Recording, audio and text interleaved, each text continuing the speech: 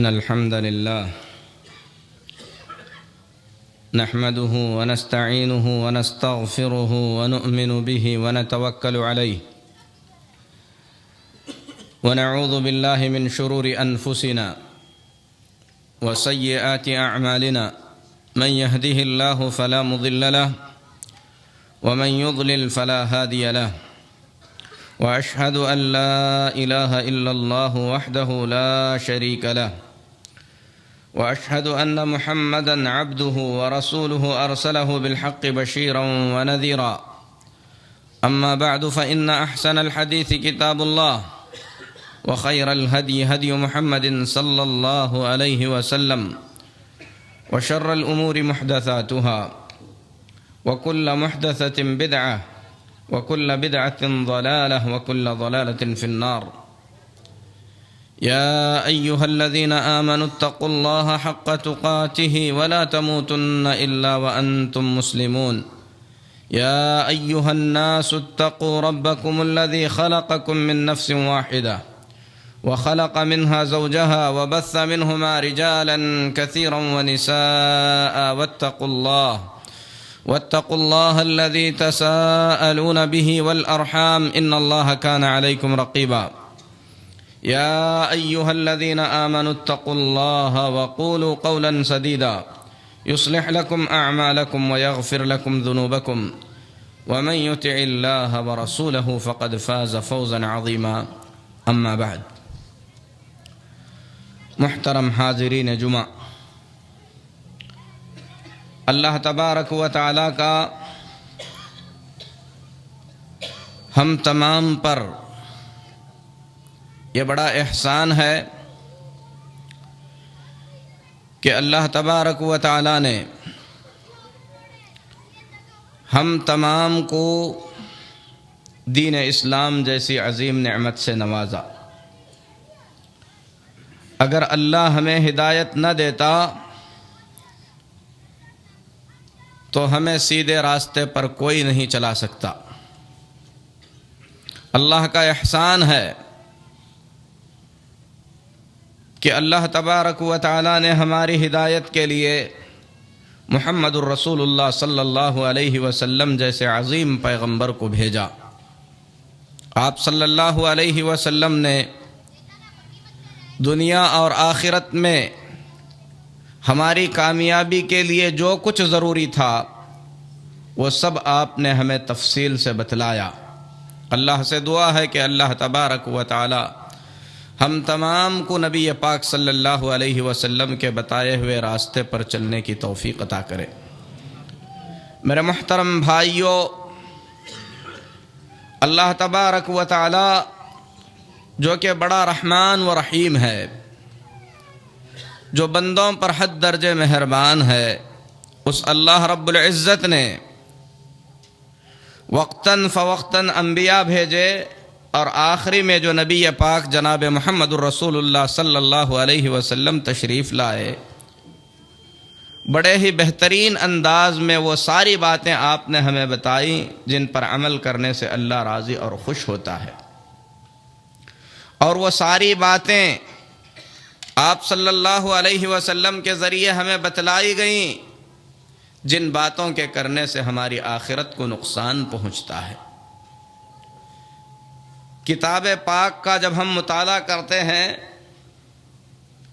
اللہ تبارک و تعالی ہم تمام کو جگہ جگہ پر اس بات کی تنبیہ کرتا ہے کہ ہم اپنی آخرت کی فکر کریں۔ اللہ تبارک و تعالی جگہ جگہ پر رہنمائی فرماتا ہے کہ ہم اپنے حساب و کتاب کی فکر کریں۔ قرآن پاک کی اس آیت پر غور کریں۔ اللہ تبارک و تعالی نے کتنے عجیب انداز میں ہماری حقیقت کو بیان کیا ہے۔ اللہ فرماتا ہے اقترب للناس حسابهم وهم في غفلة معرضون ما يأتيهم من ذكر من ربهم محدث إلا استمعوه وهم يلعبون لاهية قلوبهم۔ اللہ فرماتا ہے لوگوں کے حساب کا وقت قریب آ چکا ہے، اور وہ غفلت میں پڑے ہوئے ہیں اور منہ موڑ رہے ہیں اور ان کے دل اللہ تبارک و تعالیٰ کی جانب سے حساب کے معاملے سے غافل ہیں۔ ذرا غور کریں اس آیت پر۔ اس آیت کریمہ کا ایک ایک لفظ اس بات کی دعوت دیتا ہے کہ اس پہ غور کیا جائے، اس کی فکر کی جائے۔ اقترب للناس حسابهم، لوگوں کے حساب کا وقت قریب آ گیا۔ یہ کون لوگ ہیں؟ یہ ہم ہی لوگ ہیں۔ ہمارے ہی حساب کی بات اس پاک کتاب میں کی گئی ہے کہ لوگوں کے حساب کا وقت قریب آ چکا ہے۔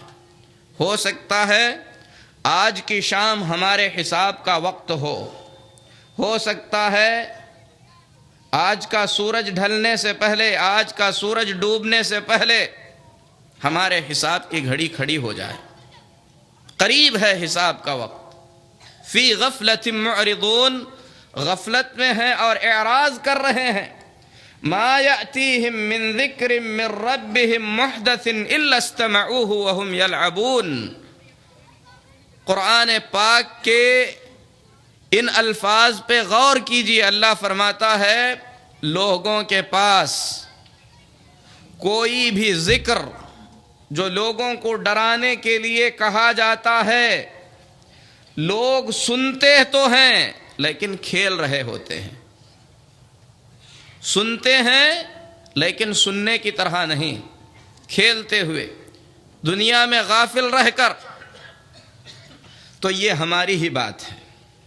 اور ایسے ہی لوگوں کے بارے میں اللہ تبارک و تعالیٰ نے پیارے نبی جناب محمد الرسول اللہ صلی اللہ علیہ وسلم سے فرمایا وَأَنذِرْهُمْ يَوْمَ الْحَسْرَةِ إِذْ قُضِيَ الْأَمْرُ وَهُمْ فِي غَفْلَةٍ۔ اے محمد صلی اللہ علیہ وسلم، آپ لوگوں کو ڈرائیے، انذرہم، لوگوں کو ڈرائیے، باخبر کیجئے، یوم الحسرہ، حسرت کے دن سے۔ حسرت کا مطلب کیا ہے؟ ندامت کا دن، پچھتاوے کا دن، شرمندگی کے دن سے آپ ڈرائیے، جس دن آدمی اپنے سامنے اللہ کی ناراضگی، اللہ کا عذاب، گناہوں کے پہاڑ دیکھ کر حسرت میں پڑ جائے گا، شرمندگی میں گر جائے گا۔ لیکن اس وقت کا شرمندہ ہونا، اس وقت کا حسرت میں پڑ جانا کسی کام کا نہیں آئے گا۔ وَهُمْ فِي غَفْلَةٍ، اللہ فرماتا ہے لوگ غفلت میں ہیں، لوگ غفلت میں ہیں، انہیں ہوش نہیں ہے کہ ان کے سامنے کتنی بڑی بڑی پریشانیاں، کتنی بڑی بڑی مصیبتیں ان کا انتظار کر رہی ہیں۔ لوگوں کو اس کا ہوش نہیں ہے، غفلت میں ہیں۔ وَهُمْ لَا يُؤْمِنُونَ، اور یہ بھی ہو سکتا ہے کہ اکثر لوگوں کو ان باتوں پر یقین ہی نہ ہو، ان باتوں پر ان کا ایمان ہی نہیں ہے۔ تو میرے محترم بھائیو، یہ آیت کریمہ، یہ دو آیتیں ہمیشہ ہماری آنکھوں کے سامنے ہونا چاہیے کہ ہمارے حساب کی گھڑی قریب ہے، کبھی بھی آ سکتی ہے۔ ہم غفلت میں پڑے ہوئے ہیں۔ اللہ کا ذکر جب ہم سنتے ہیں ہمارے رونگٹے کھڑے نہیں ہوتے۔ قرآن کی آیتیں ہمارے سامنے پڑھی جاتی ہیں، پیارے نبی صلی اللہ علیہ وسلم کے فرامین ہمیں سنائے جاتے ہیں، پھر بھی ہم ہنس رہے ہوتے ہیں، خوشی منا رہے ہوتے ہیں۔ اور جہاں تک دنیا کی باتیں ہیں، ان معاملات میں ہم اتنے سیریس ہیں، اتنے زیادہ سنجیدہ ہیں کہ اپنے چھوٹے سے چھوٹے نقصان کو ہم برداشت نہیں کرتے۔ کسی بھی کام کے کرنے سے پہلے اس میں نقصان نہ ہو جائے، اس کے لیے پوری طور پر ہم پلاننگ کرتے ہیں۔ اور اللہ تبارک و تعالیٰ نے یہ بات بھی کتاب میں بیان فرمائی، کہا یعلمون ظاہرا من الحیات الدنیا وہم عن الآخرۃ غافلون۔ دنیاوی معاملات کے بارے میں اچھی طریقے کی جانکاری رکھتے ہیں۔ دنیا کے جو ظاہری معاملات ہیں، اللہ فرماتا ہے اس کی اچھی جانکاری رکھتے ہیں، لیکن آخرت سے غفلت میں ہیں، آخرت کی فکر نہیں ہے، اس کی طرف ان کا خیال نہیں جاتا۔ اس آیت کریمہ کو بیان کرنے کے بعد امام المفسرین امام ابن کثیر رحمۃ اللہ علیہ فرماتے ہیں ان کثیرا من الناس لیس لهم علم الا بالدنیا، لوگوں میں سے بہت سے لوگ ایسے ہیں جن کو دنیا کے سوا کچھ بھی معلوم نہیں ہے۔ فہم فیہا حذاق اذکیاء، دنیا کے معاملے میں وہ بہت ہی زیادہ منجھے ہوئے اور بہت ہی زیادہ چالاک ہیں، سب جانتے ہیں۔ وَهُمْ غَافِلُونَ عَنْ أُمُورِ الدِّينِ، لیکن دین کے معاملات سے پورے طور پر غفلت میں پڑے ہوئے ہوتے ہیں۔ وَمَا يَنْفَعُهُمْ فِي دَارِ الْآخِرَةِ، ایسی چیزیں جو آخرت کے دن انہیں کام آ سکتی ہیں ان کا انہیں علم نہیں ہے۔ كَأَنَّ أَحَدُهُمْ مُغَفَّلٌ لَا عَقْلَ لَهُ، دین کے معاملے میں جب آپ ان سے بات کریں گے تو ایسے لگتا ہے جیسے ان کی عقل پہ تالے پڑے ہوئے ہیں اور انہیں کچھ بھی سمجھ میں ہی نہیں آتا ہے، لیکن دین کے معاملے میں سب جانکاری ہے۔ ایک تاجر ہے تو اسے پتہ ہے کہ تجارت کا موسم کیا ہے، اسے پتہ ہے سستا سامان کہاں ملتا ہے، اسے پتہ ہے کہ مہنگے داموں میں کہاں بیچا جا سکتا ہے، اسے پتہ ہے کہ کس گاہک کو کس طریقے سے منایا جائے، اسے معلوم ہے کہ اپنا پھنسا ہوا پیسہ کیسے نکالا جائے۔ ایک کسان ہے تو اسے معلوم ہے کہ کون سے موسم میں کون سی فصل بوئی جانی چاہیے۔ اسی طریقے سے ہر آدمی اپنے دنیاوی معاملات کے اندر اچھی طریقے کی جانکاری رکھتا ہے، لیکن جب آخرت کی بات آ جائے تو امام ابن کثیر رحمۃ اللہ علیہ فرماتے ہیں آپ بات کریں گے تو ایسے لگے گا کہ یہ بالکل انجان ہے، اسے کچھ بھی آتا ہی نہیں ہے۔ اسی طریقے سے امام حسن بصری رحمۃ اللہ علیہ فرماتے ہیں اللہ کی قسم کچھ لوگ ایسے ہیں جن کا علم دنیاوی معاملات میں اتنا زیادہ ہے کہ اگر ان کے انگلی پر سکہ رکھ دیا جائے تو سونے کا سکہ انگلی پر لے کر بتا دے گا کہ اس کا وزن کتنا ہے اور ایک کتنے قیرات کا ہے، کتنے کیرٹ کا ہے، لیکن اسی آدمی سے آپ پوچھیں نماز کا طریقہ تو وہ اسے بتا نہیں سکتا۔ اللہ کے اس فرمان کے سلسلے میں امام حسن بصری رحمہ اللہ جو کہ 1200 سال پہلے کے عالم ہیں، انہوں نے یہ تجزیہ کیا تھا کہ لوگوں کا حال یہ ہے کہ دنیاوی معاملات میں اتنے آگے ہیں سونے کا سکہ اپنی انگلی پر رکھ کر بتا سکتے ہیں کہ کتنا اصلی ہے کتنا نقلی ہے، اس کا وزن کتنا ہے، لیکن اسی آدمی سے جب دین کے معاملے میں پوچھیں گے نماز کا طریقہ پوچھیں گے تو بتا نہیں سکتے۔ بتائیے جب لوگوں کا 1200 سال پہلے یہ حال تھا تو آج ان کا حال کیا ہوا ہوگا، اور ہر شخص اسے جانتا ہے۔ دنیاوی معاملات میں آدمی ہر کسی سے دین کا علم لیتا ہے، لیکن دنیاوی معاملات کے اندر چاق و چوبند، ہر طریقے کی کوشش کہ کسی بھی طریقے کا دھوکہ نہ ہو۔ میرے محترم بھائیوں، یہ دنیا جسے فنا ہونا ہے، جسے تباہ و برباد ہونا ہے، اور انسان اس میں اتنا مگن، آخرت جس میں اسے ہمیشہ رہنا ہے، اور انسان اس سے اتنا زیادہ غافل، انہی حقائق کو سامنے رکھ کے سلمان فارسی رضی اللہ تعالی عنہ نے بڑی پیاری بات کہی، فرماتے ہیں عجبت من ثلاثہ، 3 قسم کے آدمی ایسے ہیں جنہیں دیکھ کر مجھے بڑا تعجب ہوتا ہے، مجھے ترس آتا ہے، تعجب ہوتا ہے 3 قسم کے آدمیوں کو دیکھ کر۔ پہلا آدمی مؤمل دنیا والموت یطلبہ، ایک وہ آدمی جو دنیا کی چاہت میں پڑا ہوا ہے، دنیا کی امیدوں میں ڈوبا ہوا ہے، دنیا کے پیچھے پڑا ہوا ہے، اور موت اس کے پیچھے پڑی ہوئی ہے۔ یہی حقیقت ہے، انسان دنیا کے پیچھے اور اس کے پیچھے موت۔ انسان کی خواہش ہے کماؤں گھر بناؤں، لیکن نادان کو پتہ نہیں، ہو سکتا ہے 10-15 سال کی خواہش سے جو گھر وہ تعمیر کرے گا بننے کے بعد اس میں داخل ہو سکے گا کہ بھی نہیں ہو سکے گا۔ کتنے ایسے لوگ ہیں جنہوں نے زندگی کی سب سے بڑی امید بنائی کہ اچھی سے اچھی گاڑی خریدیں، خریدنے کے بعد اس میں سوار نہ ہو سکے۔ کتنے ایسے لوگ ہیں جنہوں نے تجارت کے بڑے بڑے سپنے دیکھے، جب انہوں نے اپنی تجارت سنبھال لی، اس کے بعد موت ان کے قریب آ گئی اور انہیں لے کر چلے گئی۔ فرماتے ہیں سلمان فارسی رضی اللہ تعالیٰ عنہ، تعجب ہوتا ہے مجھے اس آدمی پر جو دنیا کی خواہشات میں پڑا ہوا ہے اور موت اس کی تلاش میں ہے، کبھی بھی آ سکتی ہے۔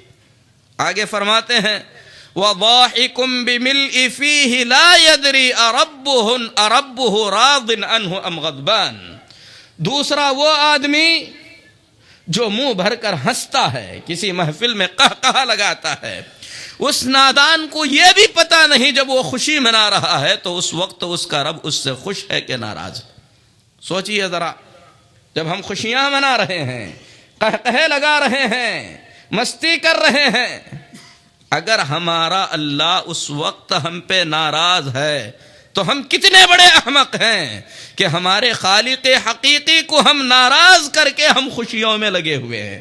سلمان فارسی رضی اللہ تعالیٰ عنہ فرماتے ہیں ایسے شخص پر مجھے تعجب ہوتا ہے۔ تیسرا آدمی جس پر سلمان فارسی رضی اللہ تعالیٰ عنہ نے تعجب کا اظہار کیا، کہا وَغَافِلٌ لَيْسَ بِمَغْفُولٍ عَنْهُ۔ تیسرا وہ آدمی جو غفلت کی زندگی گزار رہا ہے لیکن اس کے بارے میں غفلت نہیں ہو رہی ہے، اس کے بارے میں جو کچھ ہونا ہے وہ ہوتا ہی جا رہا ہے، وہ غفلت میں پڑا ہوا ہے اپنے دین سے۔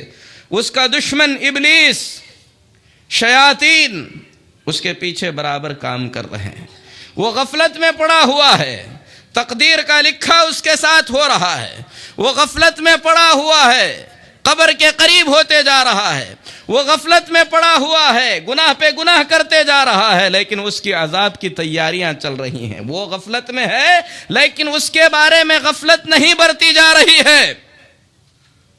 ایسے ہی لوگوں کے بارے میں اللہ نے فرمایا ذَرْهُمْ يَأْكُلُوا وَيَتَمَتَّعُوا وَيُلْهِهِمُ الْأَمَلُ فَسَوْفَ يَعْلَمُونَ۔ آپ انہیں ان کے حال پر چھوڑ دیجئے۔ یأکلوا ویتمتعوا، وہ کھائیں گے، مزے کرتے رہیں گے، ویلہہم الامل، آگے کی بڑی بڑی امیدیں انہیں غفلت میں ڈالی ہوئی ہوں گی۔ فسوف یعلمون، بعد میں وہ جان لیں گے کہ وہ کیا کر رہے تھے، انہیں کیا کرنا چاہیے تھا۔ میرے محترم بھائیو، اللہ تبارک و تعالیٰ کے فرامین پہ غور کرو۔ اللہ تبارک و تعالیٰ نے بندوں کو کس طریقے سے جھنجھوڑا۔ سب سے پہلے یہ بتایا گیا تمہارے حساب کا وقت قریب آ گیا اور تم غفلت میں پڑے ہوئے ہو۔ پھر اس بات کی تنبیہ کی گئی کھانا پینا یہ غفلت میں پڑے رہنا کچھ دنوں کے لیے ہے، بعد میں بڑی مصیبتیں انتظار کر رہی ہیں۔ اس آیت پہ غور کرو، اللہ تبارک و تعالیٰ کتنے عجیب انداز میں بندوں کو اپنی طرف بلاتا ہے۔ فرماتا ہے یا ایھا الناس ان وعد اللہ حق فلا تغرنکم الحیاۃ الدنیا۔ اے لوگو، اللہ کا وعدہ سچا ہے۔ اللہ فرماتا ہے اے لوگو، اللہ کا وعدہ سچا ہے، فلا تغرنکم الحیاۃ الدنیا، یہ دنیا کی زندگی تمہیں دھوکے میں نہ ڈال دے۔ اللہ کا وعدہ سچ ہے کہ موت آئے گی، اللہ کا وعدہ سچ ہے کہ قبر کے اندر عذاب یا نعیم سے تمہارا سامنا کرنا پڑے گا، اللہ کا وعدہ سچا ہے کہ تم قبروں سے اٹھائے جاؤ گے، اللہ کا وعدہ سچا ہے کہ اللہ تبارک و تعالیٰ تمہارے اعمال کا حساب لے گا، اللہ کا وعدہ سچ ہے کہ یہ دنیا فنا ہوگی، آخرت ہمیشہ باقی رہے گی۔ فلا تغرنکم الحیاۃ الدنیا، یہ دنیا کی زندگی تمہیں دھوکے میں نہ ڈالے۔ غور کریں ان کلمات پر، اللہ فرماتا ہے فلا تغرنکم، تمہیں دھوکے میں نہ ڈال دیں، الحیاۃ الدنیا، دنیا کی زندگی، آخرت، جنت، جہنم سے چھٹکارا، کتنے بڑے بڑے مقاصد ہیں۔ اس کے لیے نماز، روزہ، زکوٰۃ، ایمان، اللہ تعالیٰ کے احکامات کی پابندی، اللہ کی نافرمانیوں سے دور رہنا، اور یہ دنیا کی زندگی جو کہ ختم ہونے والی، جس کی ہر لذت کے اندر کسی نہ کسی طریقے کا نقص اور کمی ہے، اس کے لیے محنتیں، مشقتیں، غربت برداشت کرنا، ساری چیزیں، اور انسان اس کے پیچھے پڑا ہوا ہے، اور جو حقیقت ہے اس سے آدمی بالکل اسے بھلا بیٹھا ہے۔ اللہ تبارک و تعالی اسی کی طرف یاد دہانی کرتا ہے، اے لوگو اللہ کا وعدہ سچا ہے، جنت کا وعدہ سچا ہے، حوض کوثر کا وعدہ سچا ہے، پیارے نبی صلی اللہ علیہ وسلم کی سفارش کا وعدہ سچا ہے، اللہ رب العزت کے دیدار کا وعدہ سچا ہے، نبی پاک صلی اللہ علیہ وسلم اور صحابہ کی صحبت کا وعدہ سچا ہے۔ فلا تغرنکم الحیات الدنیا، یہ دنیا کی زندگی تمہیں دھوکے میں نہ ڈال دے، ولا یغرنکم باللہ الغرور، اللہ تبارک و تعالیٰ کے سلسلے میں کوئی بھی دھوکہ دینے والی چیز تمہیں دھوکے میں مبتلا نہ کرے۔ میرے محترم بھائیو، ہر شخص اپنے آپ سے سوال کرے کہ وہ کس طریقے کی غفلت کی زندگی گزار رہا ہے۔ ہم غافل ہیں کن چیزوں سے؟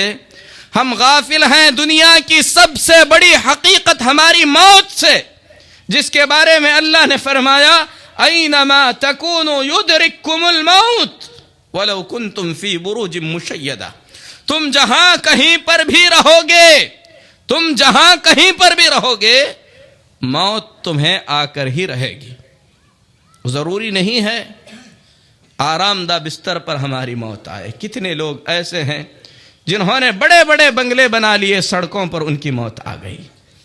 کتنے لوگ ایسے ہیں جنہوں نے بڑے بڑے باغات بنا لیے، کھڑے کھڑے موت آ گئی۔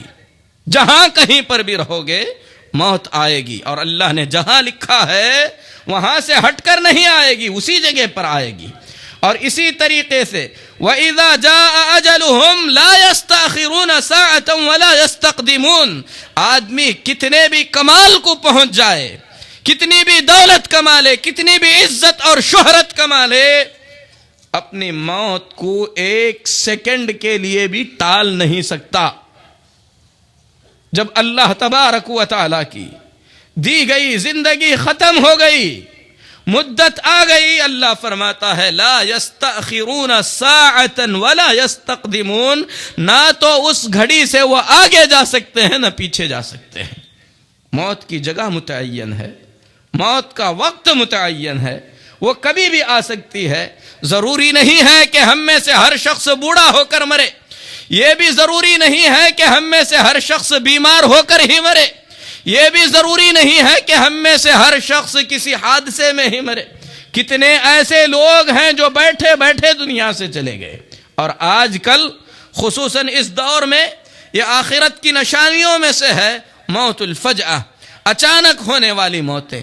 ذرا تصور کریں، اپنے آپ سے پوچھیں، اس وقت ملک الموت اگر ہمارے قریب پہنچ جائے اور ہماری روح قبض کر لے، اسی حال میں ہمیں اللہ سے ملاقات کرنا ہو، تو ہمارے نامہ اعمال میں وہ کون سی چیزیں ہیں جنہیں لے کر ہم اللہ رب العالمین کے سامنے پہنچ سکتے ہیں؟ اقترب للناس حسابهم۔ امام سعدی رحمت اللہ علیہ اس آیت کریمہ کی تفسیر میں دو باتیں بتاتے ہیں۔ ایک تو قیامت کے قریب ہونے کا اللہ اس آیت میں ذکر کر رہا ہے، دوسرا انسان کے موت کا اللہ ذکر کر رہا ہے جو کبھی بھی آ سکتی ہے۔ یہ ہمارا حساب ہے، ہماری موت جیسے ہی آئی ہمارا حساب کتاب شروع ہو گیا، اور موت اس کا وقت مقرر نہیں۔ اسی لیے میرے محترم بھائیو، ہمیں اس کی تیاری کرنی چاہیے، اس وقت کو ہمیشہ یاد رکھنا چاہیے، اس گھڑی کے لیے ہمیں خود کو ہمیشہ تیار رکھنا چاہیے جس گھڑی موت ہمارے پاس آئے گی۔ کیا ہوگا کبھی آپ نے سوچا؟ ہم اپنی بڑی پریشانی کو سامنے رکھ کر آنے سے پہلے اس کا حل ڈھونڈتے ہیں۔ انسان دنیا کے معاملے میں کتنا فکر مند ہوتا ہے، ہمیشہ گاڑی کے اندر سٹیپنی رکھتا ہے، کہیں پنچر ہو گئی تو بدل لیں گے، فکر ہے۔ سفر پہ جاتا ہے 2-4 جوڑے ساتھ میں رکھتا ہے، توشہ ساتھ میں لیتا ہے، پیسے ساتھ میں لیتا ہے، ہر چیز کی تیاری ہے۔ لیکن موت، آخرت کا سفر، اس سے اتنی غفلت کیوں؟ موت کے وقت کا خوف ہمیں کیوں نہیں؟ کتاب میں اللہ تبارک و تعالیٰ نے کئی مقامات پر اس وقت کا تذکرہ کیا جب انسان کو موت سے دوچار ہونا پڑے گا۔ کچھ اللہ کے خوش قسمت بندے ایسے ہوں گے جب ان کی موت آئے گی ان سے کہا جائے گا یا ایتھا النفس المطمئنہ ارجعی الی ربک راضیۃ مرضیا فادخلی فی عبادی وادخلی فی جنتی، اے اطمینان والی جان اللہ کی طرف چل، خوشی خوشی سے چل، اللہ کی جنت میں داخل ہو جا، اللہ کی رضامندی کو پالے۔ کتنے خوش نصیب ہوں گے وہ لوگ جنہیں ان کی روح کے نکلتے وقت یہ آواز دی جائے۔ اور یہ کون لوگ ہوں گے؟ وہ لوگ جو یہ کہتے ہیں ربنا اللہ، ہمارا رب اللہ ہے، ثم استقاموا، پھر اپنی کہی ہوئی اس بات پر ڈٹ کر رہتے ہیں، تتنزل علیہم الملائکۃ الا تخافوا ولا تحزنوا، موت کے وقت فرشتے ان کے پاس آتے ہیں، کہتے ہیں ڈرو نہیں، غم مت کرو، وَأَبْشِرُوا بِالْجَنَّةِ الَّتِي كُنْتُمْ تُوعَدُونَ، جن جنتوں کا تم سے وعدہ کیا گیا ہے ان جنتوں کی بشارت سن لو، نَحْنُ أَوْلِيَاؤُكُمْ فِي الْحَيَاةِ الدُّنْيَا وَفِي الْآخِرَةِ۔ اللہ اکبر! اللہ کے ملائکہ، اللہ کے فرشتے، وہ وقت جب انسان کا دنیا سے ناتا ختم ہو جاتا ہے، جب روح نکلنے کو ہوتی ہے، یہ پورا جسم بیکار ہونے کو ہوتا ہے، یہ آنکھیں اس دنیا کو دیکھ نہیں پاتی، کون پریشان ہے، کون رو رہا ہے، کون تسلی دے رہا ہے، ان آنکھوں کے اندر وہ دیکھنے کی طاقت ختم ہو جاتی ہے، آخرت کی چیزیں اسے نظر آنے لگتی ہیں۔ اس وقت اللہ کے ملائکہ بشارت دیتے ہیں نحن اولیاؤکم فی الحیات الدنیا، دنیا کی زندگی میں ہم تمہارے ولی ہیں، وفی الآخرہ، آخرت میں بھی ہم تمہارے ولی اور دوست بن کر رہیں گے، تم سے ہم ان چیزوں کا وعدہ کرتے ہیں جن سے تم خوش ہو جاؤ گے۔ کتنا خوش نصیب ہوگا وہ آدمی جو اس مقام اور اس مرتبے کو پالے۔ اللہ تبارک و تعالیٰ نے فرمایا یثبت اللہ الذین آمنوا بالقول الثابت، ایمان والوں کو اللہ تبارک و تعالیٰ قول ثابت کی توفیق عطا فرماتا ہے، ہر کسی کو نہیں ملتی۔ کتنے ایسے لوگ جو اس دنیا سے جاتے جاتے اپنے کاروبار کی بات کرتے رہے، کتنے ایسے لوگ جو اس دنیا سے جاتے جاتے گناہوں کی تمنا کرتے چلے گئے، اور کتنے ایسے خوش نصیب ہیں جنہیں اللہ تبارک و تعالیٰ نے موت کے وقت لا الہ الا اللہ کی توفیق عطا فرمائی۔ اس کے برخلاف سوچیں، اگر انسان کی روح نکل رہی ہے، اللہ کے اس فرمان کو یاد کریں وَلَوْ تَرَى إِذْ يَتَوَفَّى الَّذِينَ كَفَرُوا الْمَلَائِكَةَ يَضْرِبُونَ وُجُوهَهُمْ وَأَدْبَارَهُمْ ذُوقُوا عَذَابَ الْحَرِيقِ، آپ دیکھیں گے کہ اللہ کے ملائکہ جب کافروں کی روح نکال رہے ہوں گے، نافرمانوں کی روح نکال رہے ہوں گے، يَضْرِبُونَ وُجُوهَهُمْ وَأَدْبَارَهُمْ، اللہ فرماتا ہے ان کے چہروں پر مار رہے ہوں گے، اللہ کے فرشتے مار رہے ہوں گے۔ دنیا والے اسے دیکھ نہیں سکتے، مرنے والا دیکھے گا، محسوس کرے گا جان نکلنے کی تکلیف کیسی تکلیف ہوتی ہے۔ اس کا اندازہ اس بات سے لگائیں، پیارے نبی جناب محمد الرسول اللہ صلی اللہ علیہ وسلم پر جب وفات کی کیفیت طاری ہوئی، فاطمۃ الزہرا رضی اللہ تعالی عنہا نے کراہتے ہوئے الفاظ میں کہا واہ کربا ابا، آج میرے باپ کو کتنی تکلیف ہو رہی ہے۔ اور پیارے نبی جناب محمد الرسول اللہ صلی اللہ علیہ وسلم نے خود فرمایا لا الہ الا اللہ ان للموت لسکرات، اللہ کے سوا کوئی عبادت کے لائق نہیں، بے شک موت کی سختیاں ہوتی ہیں۔ پیارے نبی جناب محمد الرسول اللہ صلی اللہ علیہ وسلم جن کے بارے میں اللہ نے فرمایا لیغفر لک اللہ ما تقدم من ذنبک وما تأخر، پیارے نبی جناب محمد الرسول اللہ صلی اللہ علیہ وسلم جن کے بارے میں اللہ نے فرمایا اللہ تبارک و تعالیٰ آپ کو مقام محمود عطا کرے گا، سب کی سفارش کرنے والے۔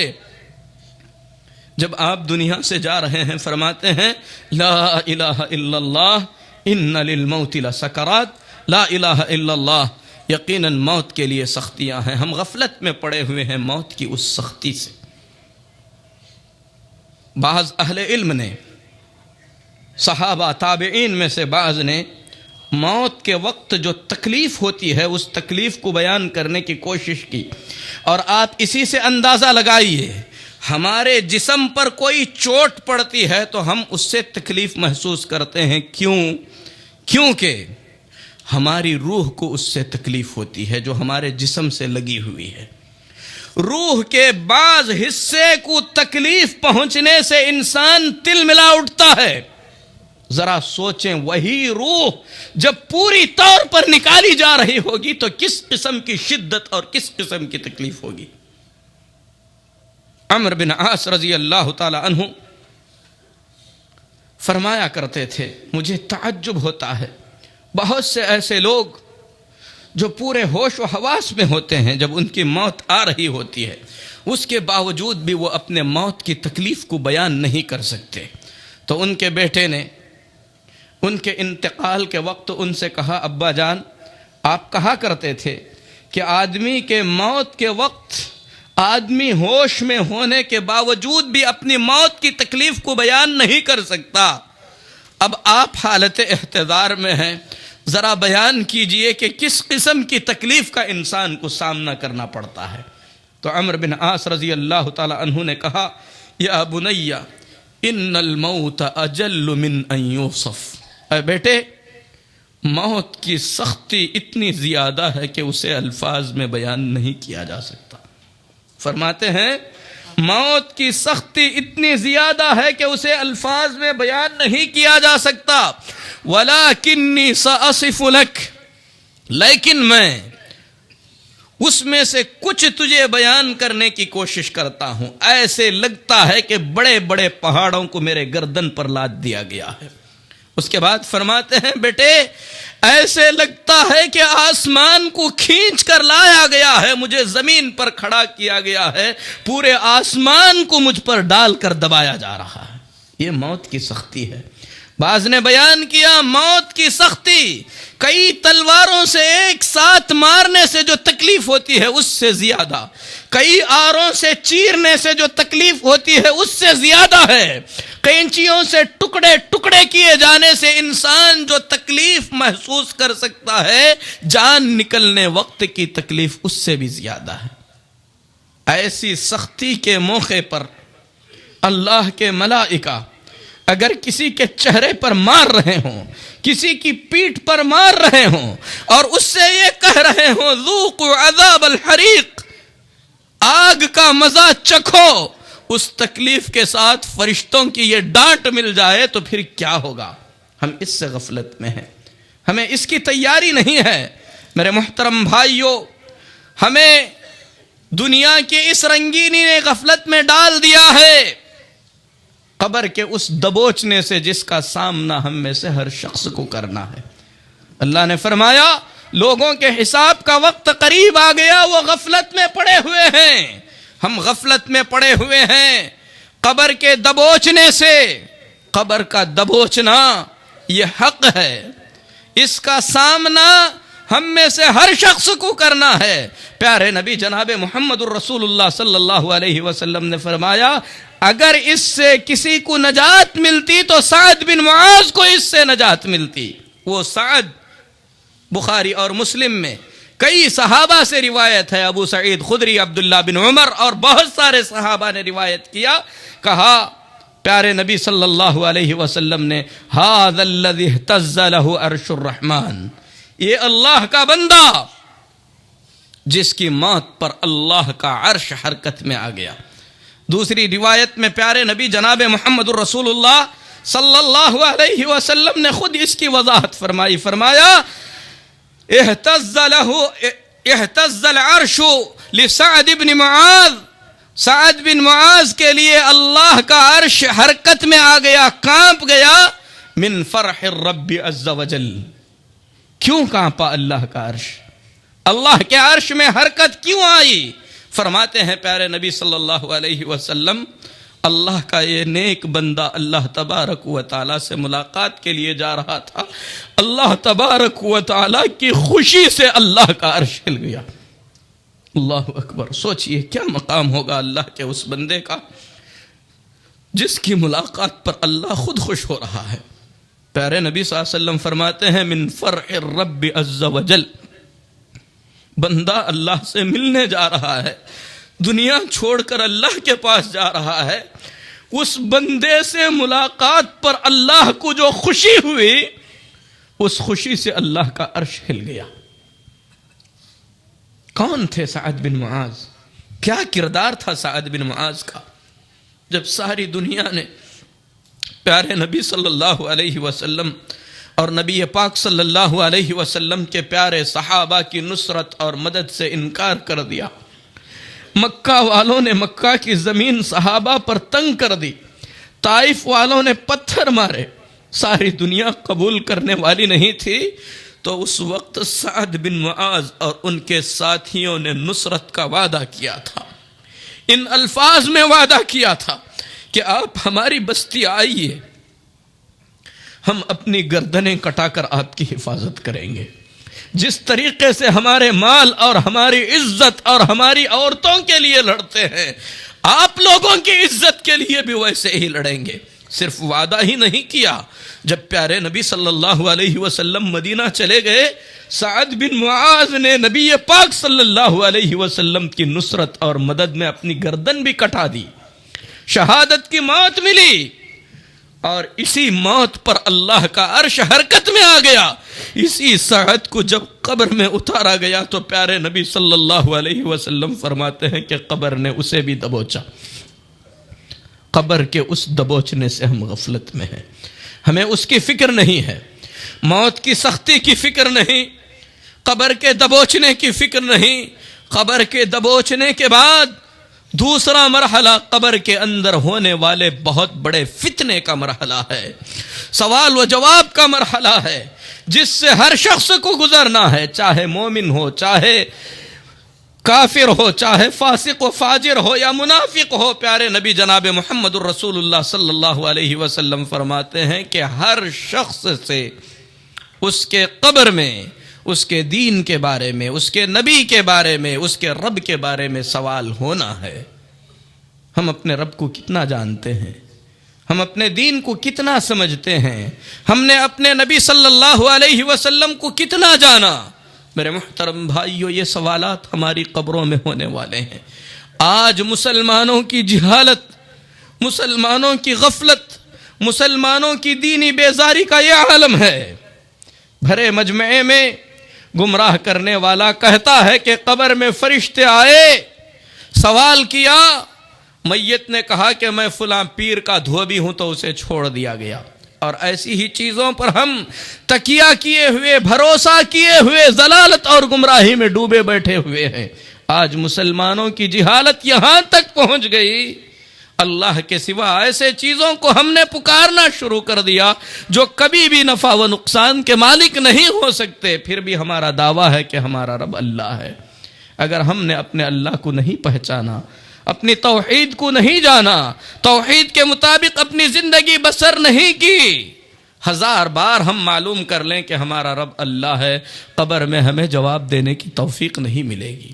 دین سیکھیں، عمل کریں، پیارے نبی صلی اللہ علیہ وسلم کے فرامین کو جانیں، آپ کی سیرت طیبہ کو پڑھیں۔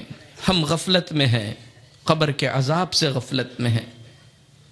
جو حق ہے، قبر کے اندر یا تو آخرت کی نعمتوں سے لطف اندوز کیا جائے گا، یا قبر کے اندر عذاب کا ہمیں سامنا کرنا پڑے گا۔ اس عذاب سے ہم غفلت میں پڑے ہوئے ہیں۔ ہم نے اپنی قبروں کو یاد کر کے کتنی مرتبہ رویا۔ عثمان بن عفان، کون عثمان بن عفان؟ جن کے بارے میں ایک بار نہیں، دو بار نہیں، کئی بار پیارے نبی صلی اللہ علیہ وسلم نے فرمایا ما ضر عثمان ما عمل بعد اليوم، آج کے بعد عثمان جو بھی کرے گا اللہ اس کی پکڑ نہیں کرے گا۔ کئی بار بشارت دی پیارے نبی صلی اللہ علیہ وسلم نے عثمان کو جنت کی۔ وہی عثمان جب کوئی قبر دیکھتے تو روتے روتے داڑھی بھیگ جاتی تھی۔ آج ہم مزاروں پہ جاتے ہیں، خوشیاں مناتے ہیں، قبروں پہ جاتے ہیں، ہمیں آخرت یاد نہیں آتی۔ وہاں پر ڈھول تاشے بجتے ہیں، وہاں پر قوالیاں ہوتی ہیں، وہاں پر چادریں چڑھائی جاتی ہیں۔ قبروں کو یاد کر کے بھی اگر ہمیں رونا نہیں آتا تو پھر ہمارے حالات کو کون بدل سکتا ہے؟ ہم غفلت میں ہیں اپنے قبر کی تاریکی سے، ہم غفلت میں ہیں اپنے قبر کے ان بھیانک ایام سے جن سے ہمیں گزرنا ہے۔ میرے محترم بھائیو، ہم غفلت میں پڑے ہوئے ہیں ہمارے ایک بڑے دشمن سے، وہ دشمن جس نے ہمارے رب ذوالجلال کے پاس بڑے ہی غرور اور گھمنڈ کے ساتھ اسی اللہ کی قسم کھا کر کہا تھا وَعِزَّتِكَ لَا أَبْرَحُ أُغْوِي عِبَادَكَ مَا دَامَتْ أَرْوَاحُهُمْ فِي أَجْسَادِهِمْ، اے اللہ تیری عزت کی قسم کھا کر کہتا ہوں، آدم کی یہ نسل، اس میں جب تک روح رہے گی میں اسے گمراہ کرنے کا کام جاری رکھوں گا۔ یہ ہمارا دشمن ہے جو دن رات ہمارے پیچھے کوشش میں لگا ہوا ہے۔ ہم اس سے غفلت میں ہیں، ہم غفلت میں ہیں کہ ہمارا رب بڑا مہربان ہے۔ ہمارے رب نے جواب میں کہا اگر تو ان کے جسموں میں روح رہنے تک انہیں گمراہ کرنے کی کوشش کرے گا تو میں بھی میری عزت اور جلال کی قسم کھا کر کہتا ہوں جب تک میرے بندے مجھ سے اپنے گناہوں کی معافی مانگتے رہیں گے میں انہیں معاف کرتا رہوں گا۔ ہم استغفار نہیں کرتے، ہم توبہ نہیں کرتے، اللہ کے ایسے وعدوں سے ہم غفلت میں پڑے ہوئے ہیں۔ میرے محترم بھائیو، ہم غفلت میں پڑے ہوئے ہیں کہ ہماری قبروں سے ننگی حالت میں ہمیں اٹھایا جائے گا، ہمارے جسموں پر کپڑے نہیں ہوں گے، ہمارے پیروں میں جوتیاں نہیں ہوں گی، اور ہمیں جب اٹھا کر کھڑا کیا جائے گا کوئی سایہ نہیں ہوگا، کہیں پانی نہیں ہوگا، 50,000 سال کے برابر کے ایک دن میں ہمیں انتظار کرتے کھڑا رہنا پڑے گا۔ ہم غفلت میں ہیں اس دن کی مشقت اور پریشانی سے۔ میرے محترم بھائیو، ہم تمام کو چاہیے کہ اپنے حساب کی ہم فکر کریں، ایسے اعمال کریں جو اعمال ہمیں اللہ تبارک و تعالی سے راضی اور خوش کر دیں۔ اس حدیث پاک کو اپنی آنکھوں کے سامنے رکھیں کہ ہمارا دشمن ہماری تباہی کے لیے ہر ممکن کوشش میں لگا ہوا ہے۔